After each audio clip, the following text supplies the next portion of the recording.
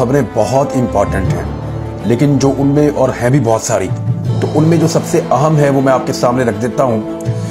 سب سے پہلے اے are Y کے اوپر ایک خبر چلی، اور اے آر وائی کے اوپر جو خبر چلی ہے وہ نئی نہیں ہے، یعنی 2 ہفتے پہلے میں اس کا ذکر کر چکا ہوں۔ 1 مہینہ پہلے صدیق جان نے اس کا شور مچایا تھا اور بار بار اس نے یہ بات کی تھی۔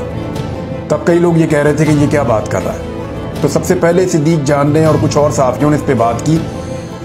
میں 2 ہفتے پہلے سے اس کے بارے میں ذکر کر رہا ہوں کہ قاضی فائز عیسیٰ صاحب کو ایکسٹینشن دینے کا ایک پلان، اس کی تجویز موجود ہے، اور اس کے لیے ایک طریقہ کار جو ہے وہ اڈاپٹ کیا جائے گا، کیونکہ قاضی فائز عیسیٰ صاحب کی اگر مدت ملازمت کو بڑھانا ہے اور اس کو 3 سال تک کرنا ہے، تو یاد رکھیے 3 سال کے لیے پاکستان تحریک انصاف تو ہو گئی دفن عدالتی معاملات میں عدالتی معاملات میں کہہ رہا ہوں، عوامی معاملات میں نہیں کہہ رہا، احتجاجی معاملات میں نہیں کہہ رہا، باقی معاملات میں نہیں کہہ رہا، لیکن میں صرف عدالتی معاملات کی بات کر رہا ہوں۔ تو جو قاضی فائز عیسیٰ صاحب کا پاکستان تحریک انصاف کے بارے میں رویہ عمومی طور پہ ہم نے دیکھا، اس میں ایسا لگتا ہے کہ یہ جماعت مزید دیوار کے ساتھ لگے گی اگر 3 سال کی ایکسٹینشن قاضی فائز عیسیٰ صاحب کو مل جاتی ہے۔ تو یہ بات ہم کافی دنوں سے کر رہے ہیں، اب پہلی مرتبہ اے آر وائی کے اوپر یہ خبر چلی ہے۔